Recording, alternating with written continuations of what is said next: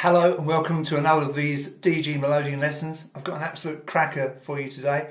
It's called the Stoney Steps Hornpipe. There's a bit of a story behind this one.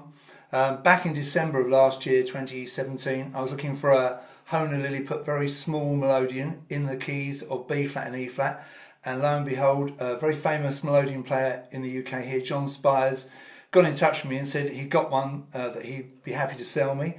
And I said to him, well, what does it sound like? And he said, well, have a listen to this. And he sent me a recording of him and John Bowden, the guy he plays with, playing this tune, the Stoney Steps Hornpipe. And I thought, what a great tune that is, and I resolved to learn it and to teach it to you guys. And so here we are about 5 or 6 months later, and I've learnt it and I'm going to show it to you today. I've set my metronome to 125 beats per minute. Have a listen to that.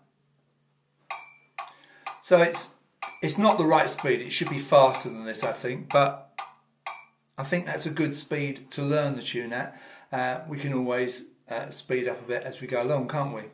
Now, there's only really 16 bars to this, but it's quite an involved piece, so we're going to take our time and we're going to nibble away at it bar by bar. So let's make a start.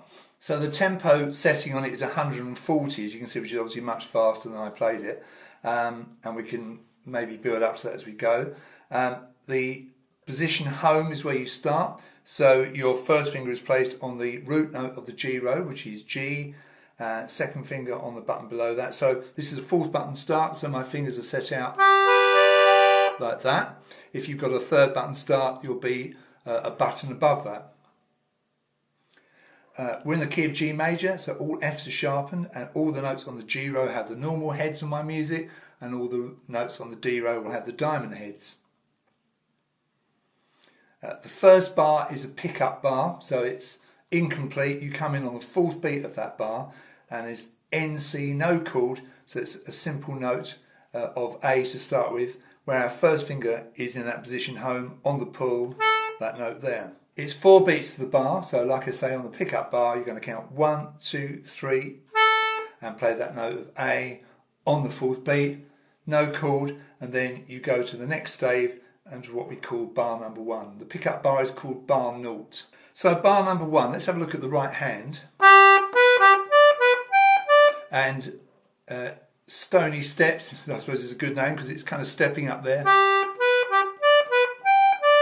So we play G, B, G, D, B, G, D. So we're using our 4 fingers on those 4 buttons in that chord of G major on the right hand, but stepping up. So finger 1, finger 2, finger 1, finger 3, finger 2, finger 4, finger 3. Crotchet, and then you've got 6 quavers. So 1, 2 and 3 and 4 and. So because the first bar is all on the push, make sure you pull your bellows out before you start.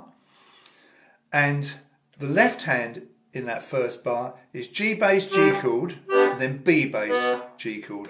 Do that a lot on the Melodeon. We kind of step up to that alternative bass note of B. So it's. I put that together. So that first bar all on the push. Now let's look at bar number 2. And we are pulling to start with. We are doing 3 buttons in a row. Finger 3, finger 2, finger 1, all on the pull. And then you go back to where your third finger was, but push to get the D. Like that. And then in the second half of the bar, you're going to play the G, that's the note you started on the push still. Over to the D row for the first time, diamond headed note for the note F sharp, and then the button above that on the pull will give you E, and that same button pushed will give you D. So that second half is second bar all quavers, so 1 and 2 and 3 and 4 and like that. You'll notice that the last note there in the second bar has got a dagger underneath it. That's my sign for just hang on to the button. So you go. So you don't have to repress the button, though you can if you like. And the left hand for that second bar, quite involved. You've got C bass, C chord on the pull, then C bass on the push. Remember, you get the C's on the pull and the push. So you've got pull, pull, and then you've got push, and then you come over to the outside row and to the D chord to pull. So you've got like that. Do that again. So let's play that second bar, both hands together. Like that. Let's recap from the very beginning, from that pickup bar. 1, 2, 3. Like that. Always a good idea to keep going back and consolidate what you've learnt. I think if you slow these things down, go through them bar by bar, they don't seem quite as scary as they do when you hear the whole piece played at speed, and that's certainly the case for this piece. I mean, it's taken me a few weeks to practice it up so I can teach it to you, but I don't think it's terribly hard. I'd put it sort of kind of medium to advanced, I suppose, but this is not a piece to try if you are an absolute beginner, but if you're an improver, definitely one to do, and it's just a great tune to play, isn't it? Incidentally, Anna Hatters has a great version of this. If you check his out, it's a bit more involved than mine, but obviously I've trimmed mine down so it's easy for you people who are having lessons from me.